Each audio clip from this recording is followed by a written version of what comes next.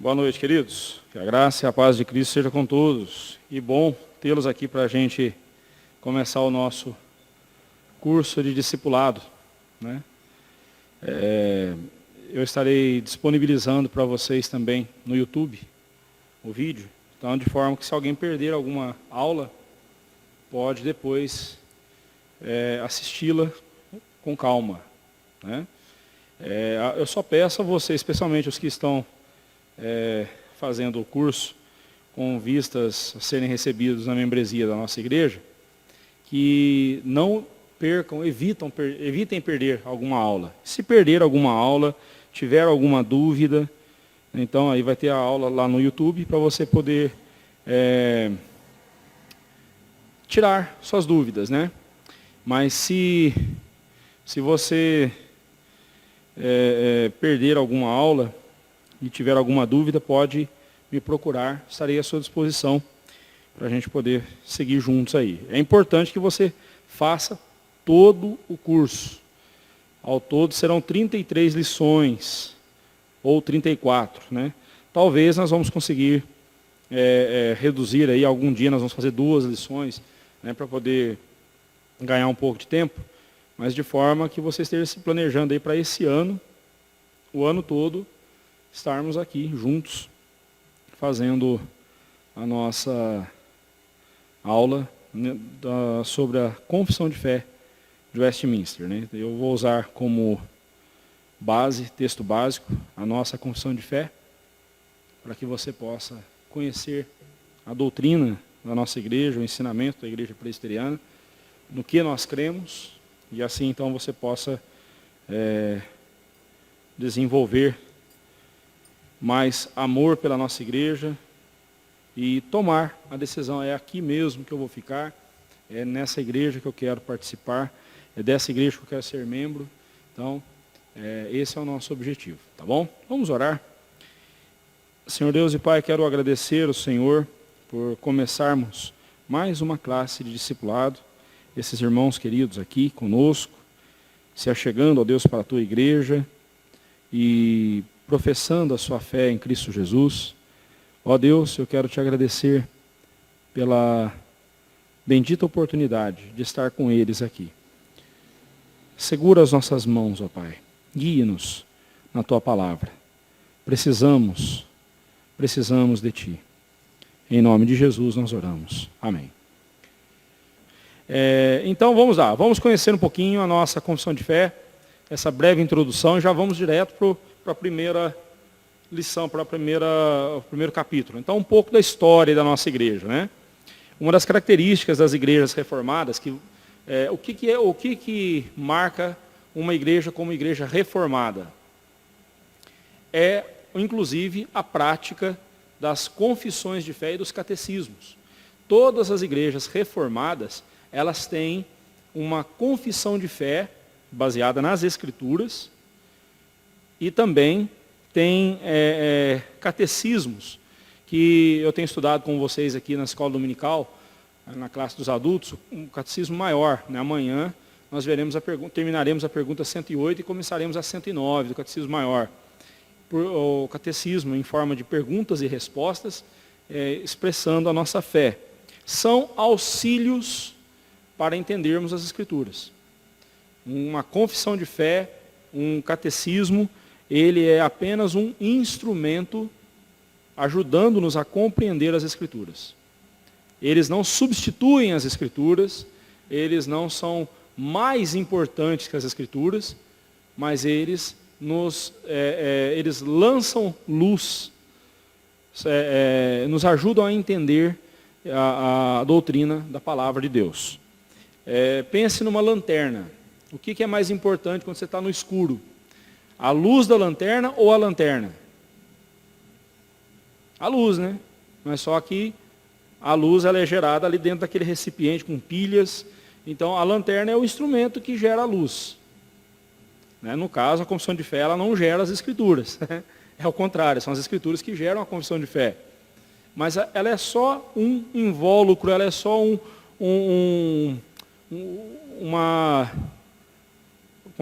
envelope guardando a Escritura e nos ajudando a entendê-la de forma mais sistematizada, de forma mais esclarecida. Só isso. Né?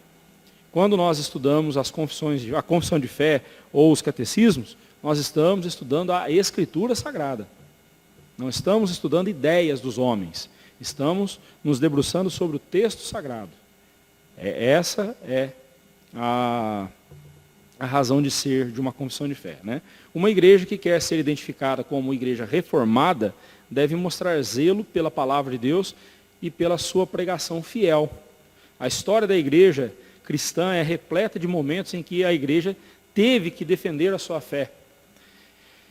Essa necessidade de defesa deu origem a uma prática muito salutar, que é a elaboração das confissões de fé. Então, toda vez, vamos ver aqui como foi que aconteceu o nascimento da confissão de fé do Westminster. Né? Nós vamos chegar lá.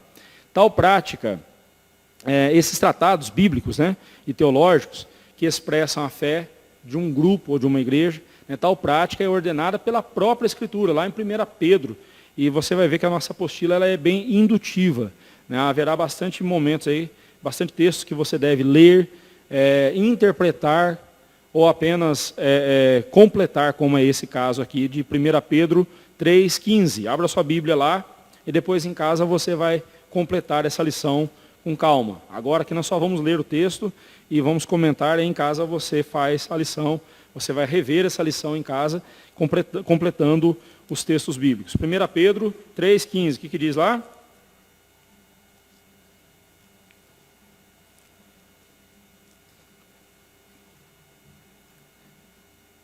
Diz assim: antes, santificai a Cristo como Senhor em vosso coração, estando sempre preparados para responder a todo aquele que vos pedir razão da esperança que há em vós. Nós temos que estar sempre preparados para responder. Isso é uma confissão de fé. Toda vez que alguém perguntar para você, mas por que você crê desse jeito? Você estará falando da sua fé. É uma confissão de fé. Não, eu creio dessa forma, por isso, por isso, por isso e por isso. Então, é importante você ter isso em mente. Confissão de fé é isso. Nós estamos dizendo sobre aquilo que cremos. A confissão de fé de Westminster, que é adotada pela Igreja Presbiteriana do Brasil, é um exemplo claro disso. Né? A nossa proposta com esses estudos doutrinários é conhecer a fundo a palavra de Deus e, para isso, utilizaremos a confissão de fé de Westminster. E assim, eu tenho tido já algum tempo, já alguns anos, que eu venho me debruçando sobre o estudo dos símbolos de fé. Quando eu falar símbolos de fé, eu estou falando especificamente da confissão de fé de Westminster, breve catecismo e o catecismo maior. O breve catecismo é feito para crianças, né? Para as crianças.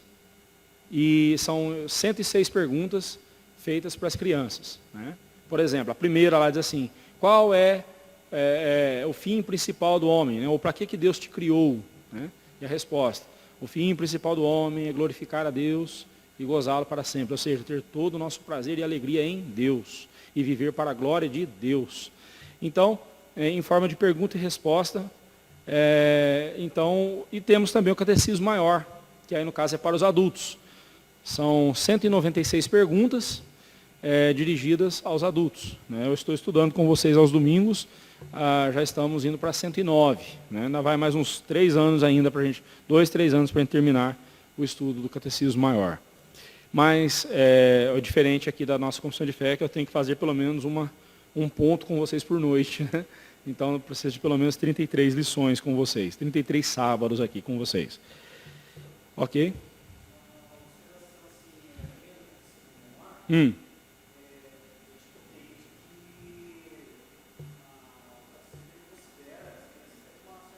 Sim, sim. Sim. Excelente observação, nosso irmão. Ele falou aqui, eu vou repetir para poder sair na gravação. Nosso irmão Darico falou sobre o catecismo menor, ele não subestima a inteligência das crianças. Aliás, se você pegar o catecismo menor, né, o catecismo para as crianças, ele é tão profundo quanto o dos adultos. E aí eu fico me perguntando, será que as crianças de 1600 eram mais inteligentes que as de hoje? Elas tinham bem menos recursos que as de hoje têm. E o que acontece hoje em dia, que às vezes um adulto não consegue entender um texto que foi escrito para as crianças, no século XVI, XVII. Né?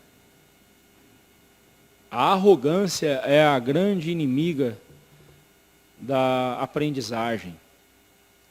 Hoje em dia as pessoas se acham tão inteligentes que uma criança no século XVI tinha muito mais condição de entender um texto que hoje adultos muitas vezes não conseguem entender. Então, sejamos humildes. Mas quando eu falo de símbolos de fé, estou falando desses 3 especificamente. Houve um quarto documento que a Igreja Presbiteriana do Brasil não adotou, que é o Diretório de Culto de Westminster. E por quê? Um dia eu posso explicar para você as diferenças.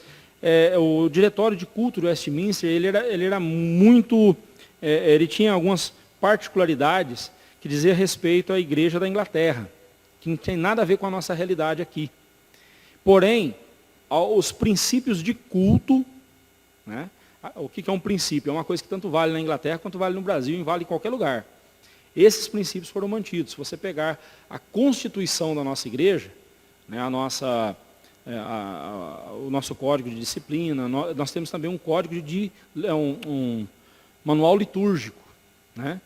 E nesse manual litúrgico da nossa igreja, nós temos lá esses princípios que devem constar no culto a Deus. Né? Não adotamos o diretório, mas adotamos os princípios desse culto, né? Esses princípios que foram colocados lá, nós adotamos no nosso culto. Você pode ver que o nosso culto é um culto ordeiro. Né? Quando um ora, todo mundo ouve a oração dele, acompanha em silêncio e no final diz amém. Né? A liturgia do culto, ela é toda programada em cima da mensagem. Amanhã você vai ouvir eu pregando o Salmo 113. Preste atenção no decorrer da mensagem. Ou melhor, no decorrer da liturgia. Você verá que na hora da mensagem, muitos textos que foram usados na liturgia, eu estarei me apoiando neles na hora da mensagem. Porque a nossa liturgia, ela não é uma liturgia emotiva, e também não é uma liturgia engessada, ela é uma liturgia didática. As pessoas confundem didática com engessada, com fechada. Não, a nossa liturgia, ela tem um propósito. Eu sei onde eu quero chegar com você naquela liturgia, preparando você para a mensagem. O ponto alto do culto é a hora da pregação. É o momento em que o assim diz o Senhor é proclamado. Quando eu abro as Escrituras e estou falando, eu me escondo atrás das Escrituras. Não é o pastor Olivar que deve aparecer, não é o pregador que deve aparecer, é Deus. É a palavra de Deus, é o assim diz o Senhor. Tal como lá os profetas diziam, ouvi povo, assim diz o Senhor. Da mesma forma, eu aqui pregando, né, não estou aqui usurpando a autoridade de um profeta, de um apóstolo, nada disso. Mas estou mostrando que a pessoa de Deus, é Deus que está falando através das Escrituras. Né? Daqui a pouco, nossa primeira lição aqui, nós vamos falar sobre as Escrituras. Deixa eu correr aqui sobre a nossa história da nossa igreja. Quando foi que nasceu a confissão de fé? Já que nós vamos estudá-la, é bom a gente saber quando foi. Esse autor chamado Roger Rawson, ele é um historiador, né? Eu não concordo com muitos pontos da teologia dele, porque ele é arminiano, eu sou calvinista, mas no que diz respeito à história, ele registra o seguinte, falando sobre a confissão de fé. Né? No século XVI, um movimento oriundo da Reforma Protestante surgiu com muita força na Inglaterra, um movimento puritano, o puritanismo.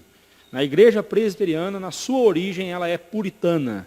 Né? Eu sei que hoje em dia o termo puritano é associado a caçadores de bruxas, e de fato houve, no decorrer da história, exageros mesmo, né? Infelizmente. Mas o puritanismo, quando você estuda o puritanismo, nós deveríamos voltar a esse pensamento, deveríamos voltar a essa origem. O puritanismo no século XVI, século XVII, foi, sem dúvida alguma, um movimento muito importante na vida não só da igreja, mas de toda a Europa e dos Estados Unidos. Né?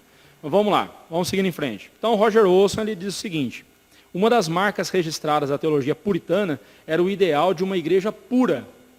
Né? Para os reformadores puritanos, a igreja da Inglaterra, sobre a uniformidade elisabetana, né, a rainha Elizabeth, isso significava duas coisas: eliminar da igreja os vestígios remanescentes do catolicismo romano e expurgar o ministério do ministério da congregação todos os incrédulos. Para eles, a igreja verdadeira de Cristo era mais do que uma autarquia do Estado, né, um braço do Estado, ou um grupo de apoio aos pecadores. Hoje em dia a gente escuta isso, né? A igreja é um hospital das almas, né? A igreja, não, irmãos, a igreja não é isso não. A igreja não quer dizer que quem entra aqui não é pecador. A começar por mim, todos somos pecadores. Mas a igreja é o corpo de Cristo. A igreja é a assembleia dos santos. E quando foi que nós perdemos isso de vista? Foi quando a igreja começou a declinar e começou a abraçar práticas espúrias e pecaminosas. Né? Olha o que ele vai dizer aqui agora, olha que interessante. Devia ser o corpo de Cristo na terra, a presença comunitária do reino de Deus na história e uma cidade acima das demais. Né? Um governo acima dos demais. A igreja devia ser isso, cuja luz brilhasse para que todos vissem.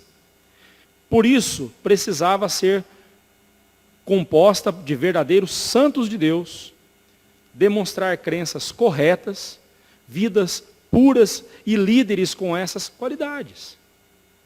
E isso não significa que somente as pessoas perfeitas podiam pertencer à igreja, mas certamente que cristãos meramente nominais, sem nenhuma experiência genuína com Deus, de verdadeiro arrependimento e de fé, não deveriam ser membros plenos.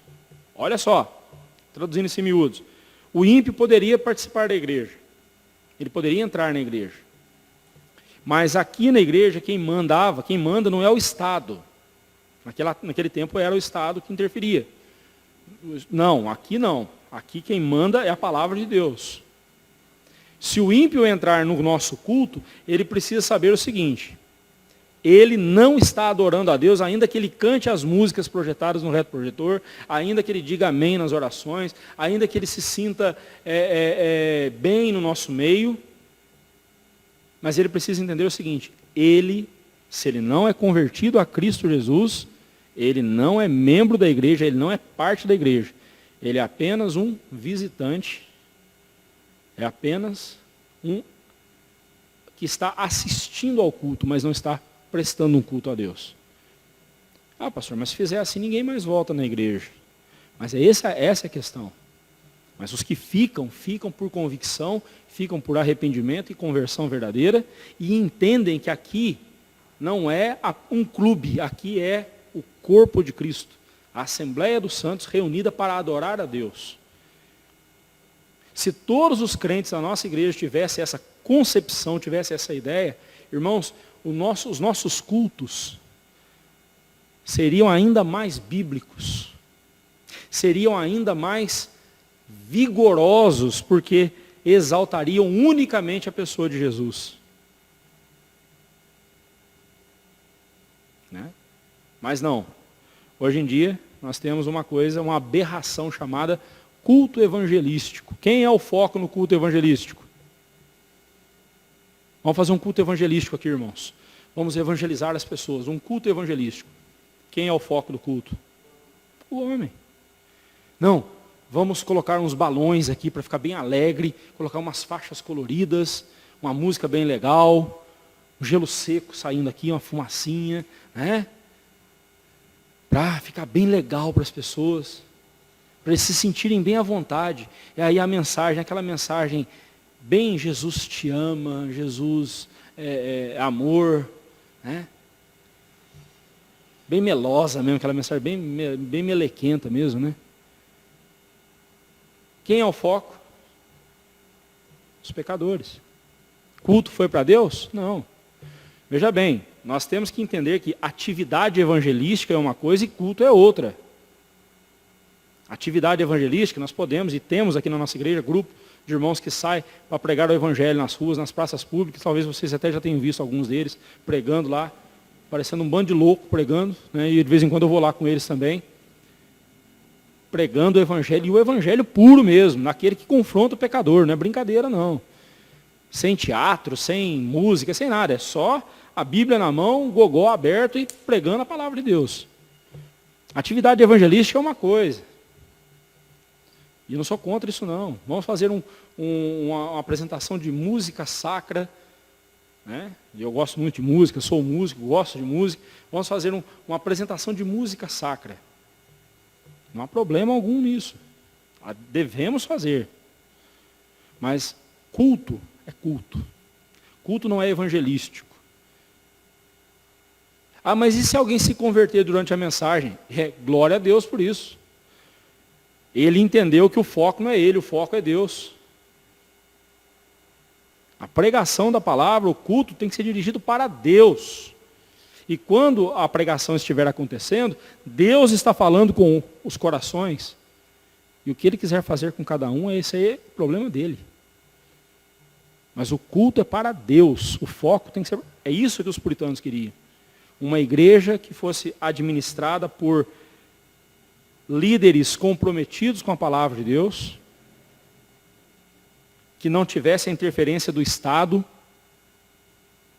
não fosse uma igreja politizada, uma igreja politiqueira, ou governada por uma autarquia do Estado, como uma autarquia do Estado, mas uma igreja com governo próprio, seguindo a palavra de Deus, sendo para o mundo um facho de luz apontando para Cristo, sendo para o mundo um exemplo de vida e mostrando compromisso com Deus. Era esse o objetivo deles.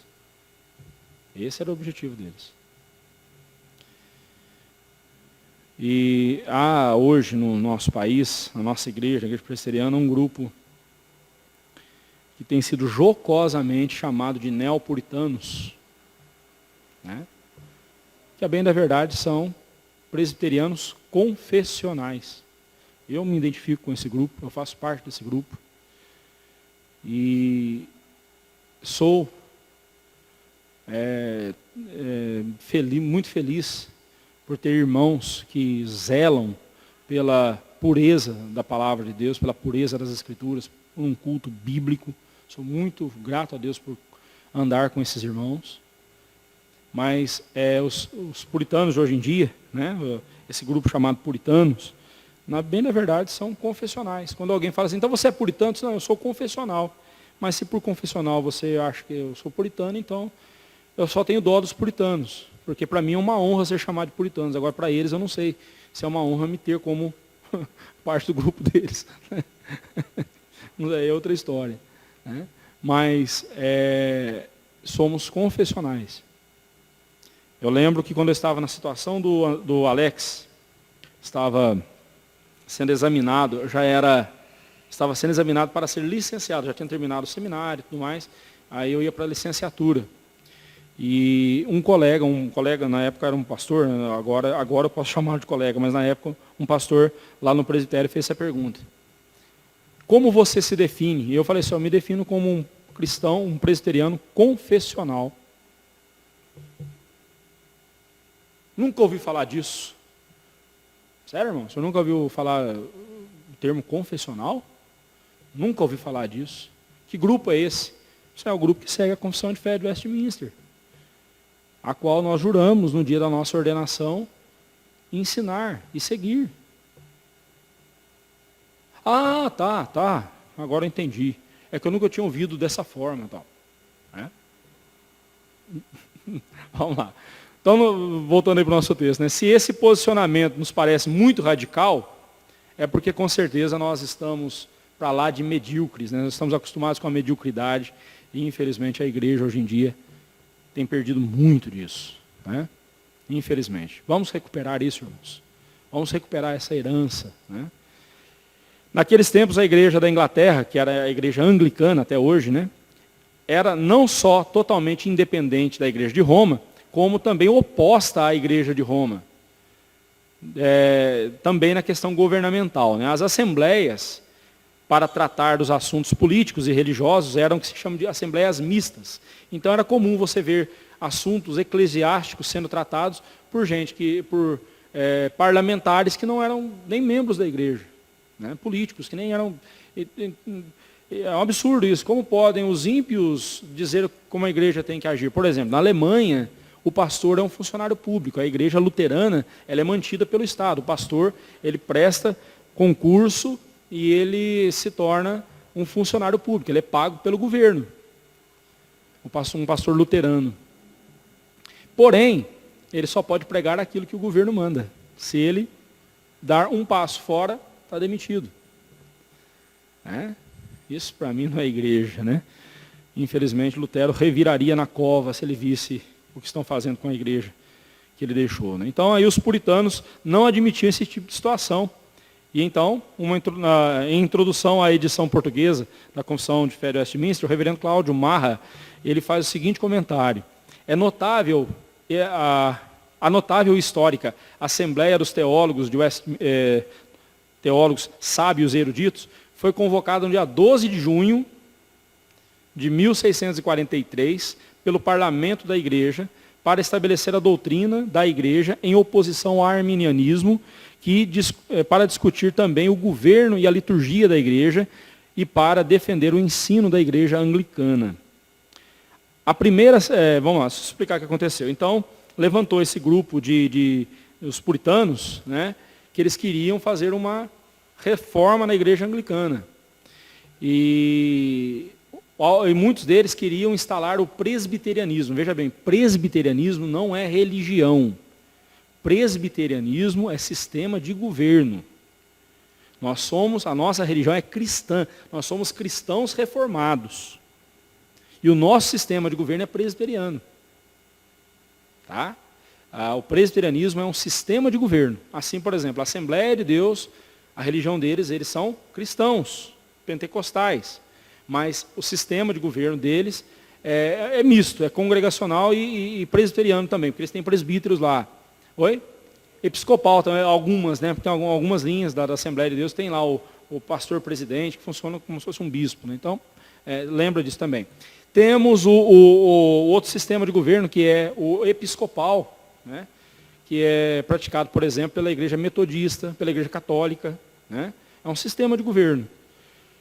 E o congregacional, que é geralmente os batistas, eles são os que representam esse grupo, os congregacionais, que é a assembleia, a congregação é que decide. O pastor preside a igreja, ele tem os diáconos para ajudá-lo, mas toda a decisão é feita pela igreja, né? Toda a igreja toma decisão sobre um caso, né? Sobre os casos da igreja. Mas no caso aqui, eles queriam transformar a igreja anglicana, que é episcopal, em igreja presbiteriana. Aí o parlamento falou, tudo bem, então vocês querem fazer, então mostra para a gente no que vocês creem. E aí nesse dia, então, dia 12 de junho, foi reunida a Assembleia, e esses homens, mais de, aí está 121 teólogos, mas é mais. Ao todo, são 150, mais de 150 teólogos, né, se reuniram ali, todos eles de linha reformada, mas você tinha batistas, você tinha presbiterianos, anglicanos, né, ali nessa assembleia. E eles então se reuniram para apresentar ao parlamento inglês a confissão de fé. Olha só, eles ficaram, a primeira sessão ocorreu no dia 1º de junho de 1643, né? Julho. 1º de julho de 1643. E reuniu 121 teólogos da abadia de Westminster, em Londres. A promulgação e adoção da confissão de fé foi um marco não apenas para as igrejas da Inglaterra e da Escócia. A igreja presbiteriana é oriunda da Escócia, com John Knox, mas para todo o cristianismo reformado. Em 1603, Tiago VI da Escócia tornou-se, então, Tiago I da Inglaterra, né? Então ele governava os dois reinos. Por ser ele calvinista, os puritanos alimentaram a esperança de implantarem o sistema presbiteriano na igreja anglicana, na igreja inglesa. Nesse mesmo ano, uma petição assinada por 1000 ministros puritanos, a petição milenar, a famosa petição milenar, na qual queriam que a igreja anglicana fosse completamente puritana e presbiteriana na liturgia e na administração. Earl Cairns, ele faz o seguinte comentário: o rei, atarracado, obeso, orgulhoso e tagarela, convocou em a Hampton Court Conference em 1604. Quando os puritanos novamente pediram pela reforma, Tiago se enfureceu e prometeu que os afugentaria do reino, se não se conformassem, né, ali com a situação. Sobre o sistema presbiteriano de administração eclesiástica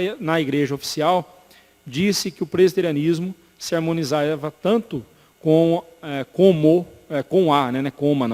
a monarquia, como Deus com o diabo. Né? Então ele era taxativamente contra o sistema presbiteriano, né?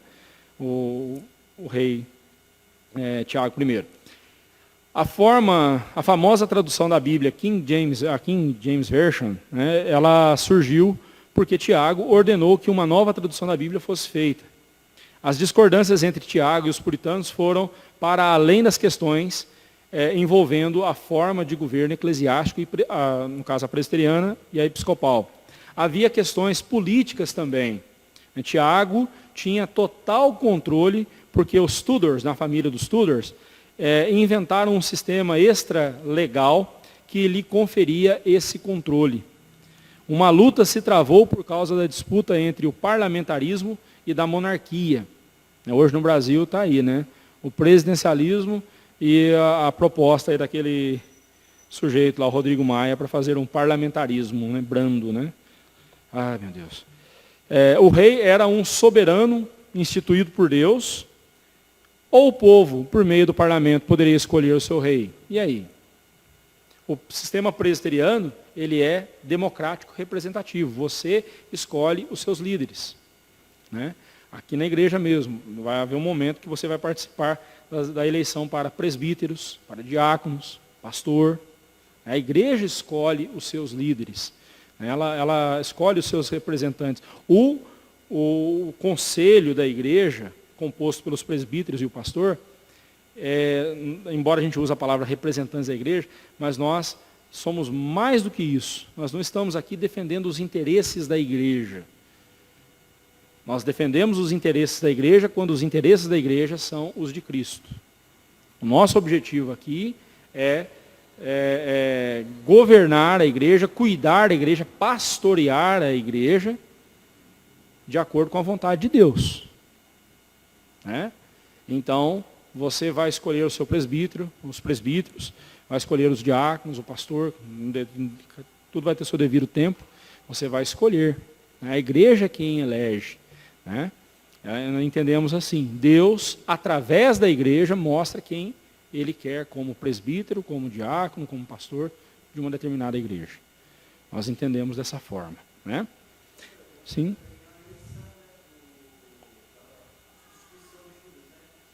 Sim, lá no caso foi um pouco diferente, mas porque foi o colegiado apostólico que escolheu, né?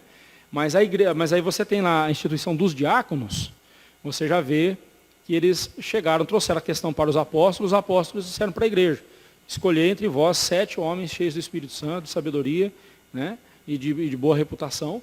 A igreja escolheu, já começa ali, a igreja escolhendo os seus. Entendemos que a igreja é o instrumento que Deus usa, né, a Assembleia, é o instrumento que Deus usa para mostrar quem Ele quer no governo da sua igreja. Nós entendemos isso. Né? Sempre que tem eleição pastoral, especialmente, eleição de presbítero e diácono é mais tranquilo, mas eleição pastoral, infelizmente, a gente vê muitas vezes isso acontecendo. Né? Um grupo quer que o pastor permaneça, outro grupo quer que o pastor vá embora, e aí começa aquela disputa dentro da igreja. Né? Começa aquela politicagem nojenta dentro da igreja. Né? E muito pastor, ao invés de entender que é o momento dele sair, ele insiste em ficar, ou é o contrário, ele sabe que ele tem que ficar, mas ele não aguenta mais e quer ir embora. Né? Então, é um momento muito delicado na vida da igreja, é a hora da escolha do seu pastor. É um momento muito delicado. E E muito mais do que a igreja, nós, pastores, temos que tomar muito cuidado com esse momento e conduzirmos a igreja em paz. Né? Conduzir a igreja com sabedoria e em paz. Né? Porque se esse é o sistema da nossa igreja, você já está se preparando para isso, vai ficando esperto. Né? Se esse é o sistema da nossa igreja, então nós temos que nos adaptar a ele, adequar a ele. Nós não temos que fazer politicagem dentro da igreja. Isso é extremamente danoso. Extremamente danoso. Né? Até mesmo porque a igreja não é nossa, né, irmãos? A igreja é de Cristo. Quem verteu o sangue na cruz pela igreja foi Cristo, não foi o pastor, não foi o presbítero ou o diácono. Né? Vamos em frente? Então, essas disputas políticas continuaram. Aí veio Carlos I, rei da Inglaterra, se viu ameaçado pela aliança nacional composta pelos líderes da Escócia, maiormente eram presbiterianos, que queriam, por todas as formas, implantar o presbiterianismo como regime de governo também na Inglaterra e na Escócia, e na igreja anglicana. Enquanto a situação estava caótica na Inglaterra, o parlamento aboliu o sistema episcopal e em 1643 convocou a Assembleia de Westminster, né, lá na capela de Westminster, por isso que a Confissão de Fé é de Westminster, né, na capela de Westminster, em Londres, para assessorá-lo tanto na administração do país quanto na sua teologia. Essa Assembleia constituiu de 151 teólogos puritanos, ingleses, então eu falei 121 lá em cima, corrija lá, é 151, né? 151 teólogos puritanos ingleses e mais 8 presbiterianos escoceses, então ao todo 159. Né? Esse grupo se reuniu em 1.163 sessões diárias. Então, aí vamos pensar aí, praticamente uma sessão por dia, né? Entre os anos de 1646 a 1649. Quando o seu trabalho foi dado como concluído, embora a Assembleia viesse a se dissolver somente em 1652. Quase 10 anos eles ficaram trabalhando em cima da Confissão de Fé de Westminster, do Catecismo Maior, do Breve Catecismo, do Diretório de Culto. Um documento que a gente vai estudar em um ano, ou se você pegar para ler, em um dia você lê, tranquilamente.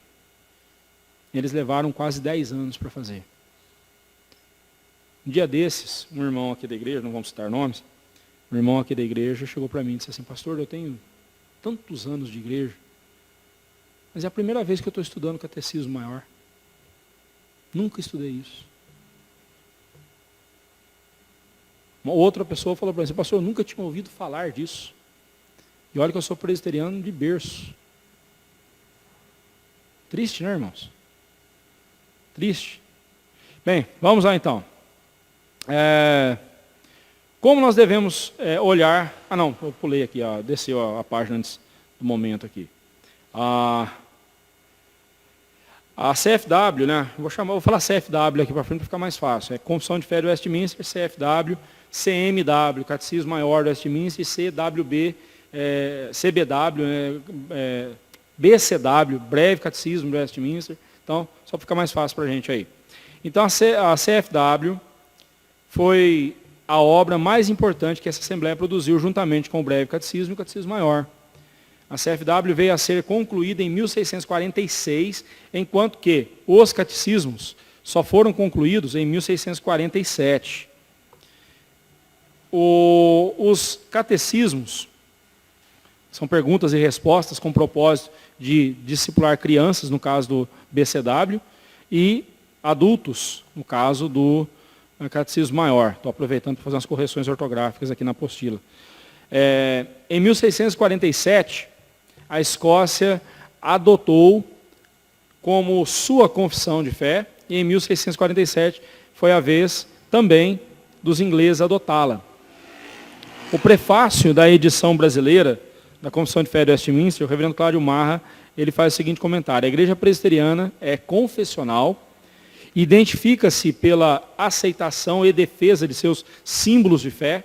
Então, símbolos de fé, confissão de fé, breve catecismo, catecismo maior e diretório de culto. E ao fazê-lo, propaga a melhor sistematização de teologia já produzida em todos os tempos. Especialmente em dias como o de hoje, quando ventos de doutrina sopram de todos os lados, a firmeza doutrinária histórica será um elemento importante para a sobrevivência das igrejas de origem reformada, de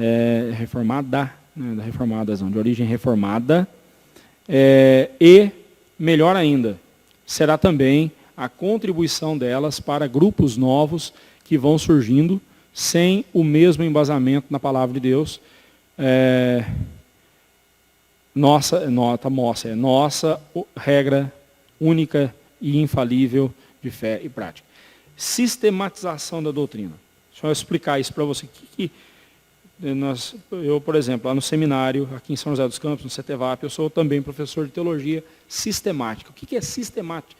Uma teologia sistemática. O que é a sistematização das Escrituras?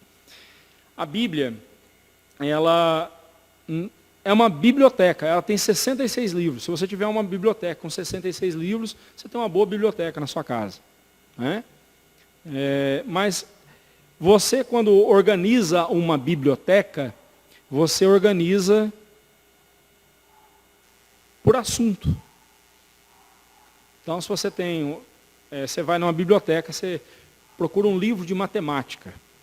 Você vai na ala matemática. Se é um assunto específico, matemática para a construção de aviões, então você vai lá especificamente, matemática aeronáutica, né? Matemática de cálculo. Então, você tem os assuntos já separados e todos os livros daquele assunto agrupados ali em ordem alfabética para você achar com mais facilidade, né, pelo nome do autor. É uma sistematização. As doutrinas bíblicas em todas as Escrituras, elas estão espalhadas em todas as Escrituras. Mas, por exemplo, quando eu falo, eu vou estudar com vocês hoje sobre a doutrina da justificação, o que eu vou fazer? Eu vou pegar todos os textos que falam sobre a justificação e vou estudar com você, um por um. Isso é sistematização. Estamos sistematizando a doutrina bíblica. Então, você vai ver aí no sumário, olha lá, desça lá, o sumário do nosso estudo, você tem aí várias doutrinas bíblicas. Então, em cada uma dessas doutrinas, em cada uma dessas lições aí, nós agrupamos todos os textos bíblicos referentes a essa doutrina, para facilitar para você entender e estudar. Então, isso é sistematização. É isso que a Confissão de Fé fez. A Confissão de Fé e os catecismos, eles interpretam as Escrituras. Mas para fazer essa interpretação das Escrituras, eles sistematizam. Aí eu escuto hoje, como já escutei, infelizmente, recentemente, pastores presbiterianos dizendo o seguinte: está na hora de nós fazermos uma confissão de fé para os nossos dias. Porque a confissão de fé de Westminster já é ultrapassada. E eu fico triste porque quando eu vejo o que está sendo produzido como novo, é um verdadeiro lixo tóxico, eivado de doutrinas e ideias com as quais nós não podemos compartilhar e nem concordar. Vamos fazer então uma nova doutrina? Vamos fazer uma nova confissão de fé? Ou quando o sujeito chega falando para mim assim, vamos fazer uma releitura da Bíblia. Releitura da Bíblia. O que é fazer uma releitura da Bíblia? Você vai colocar um óculos específico e vai ler sob aquela perspectiva. Você vai colocar uma cosmovisão, né, uma ideia, e vai nortear a sua leitura bíblica em cima daquilo. Por exemplo, vou pegar um exemplo aqui. Teologia da libertação. É uma teologia berço católico, embora quem trouxe essa desgraça para o Brasil foi um ex-pastor presbiteriano, chamado Rubem Alves.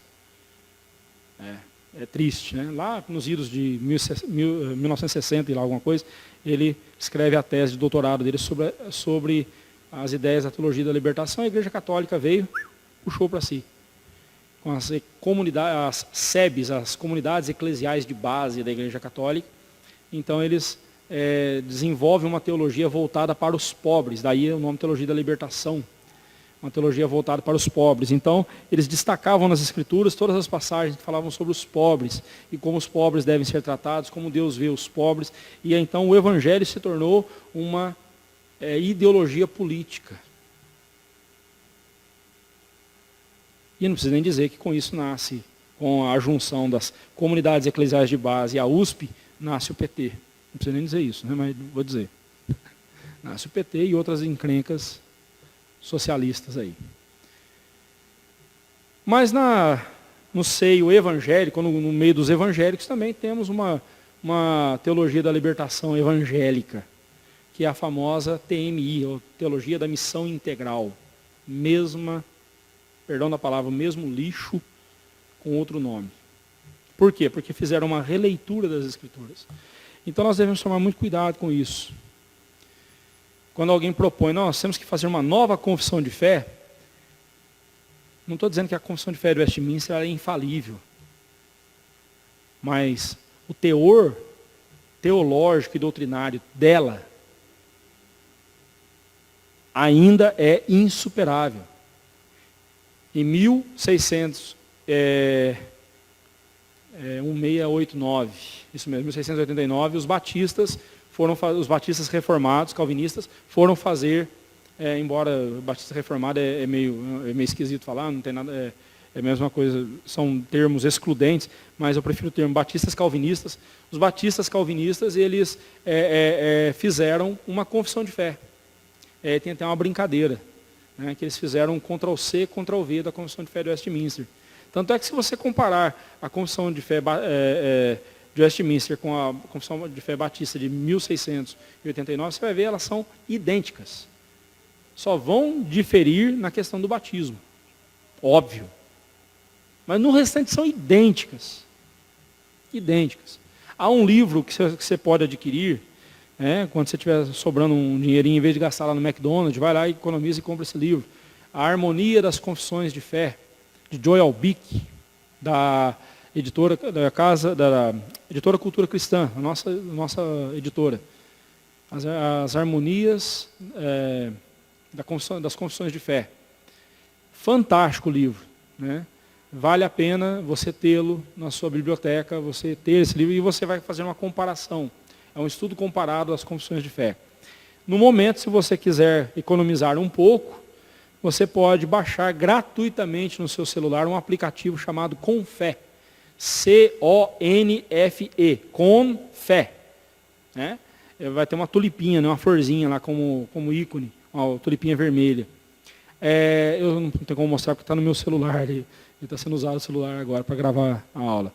Mas esse aplicativo ele tem todas as confissões de fé reformadas e os catecismos. Você baixa de graça. Não precisa nem gastar dinheiro com isso. E pode estudar, vale a pena. Vale a pena. Tem lá, só não está comentado. Né? Comentar a confissão de fé nós já vamos fazer aqui nas nossas aulas. E o catecismo maior também. Vem aqui na escola dominical, todo domingo às 6 horas da tarde, vem estudar conosco o catecismo maior. Ok? Então vamos lá. Mas a confissão de fé, ela tem essa importância para nós, porque ela serve para nós como método de estudo das Escrituras. E aí eu falo para você de experiência própria como pastor. Esse ano eu estou estamos em 2020, são 96 para 2020, quantos anos? 26 anos. Estou indo para o 26º ano de ministério. Como pastor ordenado pela presbiteriana é o meu 16º ano. Esse ano eu completo 16 anos, mas como obreiro da presbiteriana, evangelista e tudo mais, aí em torno de 23 anos, falei 27, 24 anos.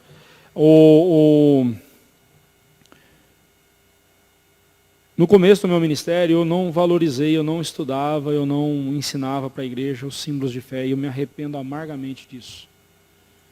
E aqueles irmãos que eu pastoreei, eu peço perdão por ter sido tão negligente. E de alguns anos para cá eu tenho estudado, procurado me empenhar em estudar os catecismos, os símbolos de fé da nossa igreja. E eu digo para os irmãos, não existe material de teologia mais profundo do que os símbolos de fé. Vale a pena você gastar tempo estudando, aprofundando no ensino da confissão de fé, ok? Como nós devemos olhar, então, para a confissão de fé e os catecismos? É importante destacarmos aqui que, em momento algum, eles substituem as Escrituras. Né? A autoridade das Escrituras é ímpar. Né? Eles não são mais do que meros instrumentos que nos ajudam a compreender melhor a palavra de Deus. Os símbolos de fé são, como são conhecidos, né, a confissão de fé e os catecismos, são uma sistematização da doutrina bíblica. Né? Então devemos conhecer a fundo esses símbolos de fé, sabendo que enquanto fazemos isso, estamos conhecendo a palavra de Deus. Então aí eu não vou ficar lendo aqui, mas você pode ver depois. Esse é o conteúdo. Olha só quantas doutrinas nós vamos abordar aí. Né? Começando pela Escritura Sagrada. Você vai lá embaixo, no finalzinho, você vai ver lá, a partir do capítulo 34, 35 e 36. Né? Prefácio aos novos capítulos. O 35, do Espírito Santo, e o 36, do amor de Deus pelas missões. Né? Esses últimos capítulos aí, eles foram acrescentados à confissão de fé no começo de 1900. Eu não só mencionei eles aqui para você saber, mas nós não vamos estudá-los, porque quando você estuda esse acréscimo, você vai ver que em muitas partes eles contrariam o restante do que foi ensinado em toda a confissão de fé. Isso aqui eu costumo dizer, isso aqui são os apócrifos da confissão de fé. Eu não perco tempo com isso. E a minha fidelidade, o meu juramento à confissão de fé, a ensinar a confissão de fé, diz respeito do capítulo 33 para trás. Do capítulo 34 em diante, eu nem perco tempo. Né? Mas pode ser que você ache um exemplar da confissão de fé com esses acréscimos. Foram acrescentados aqui pela igreja americana e fizeram um desserviço.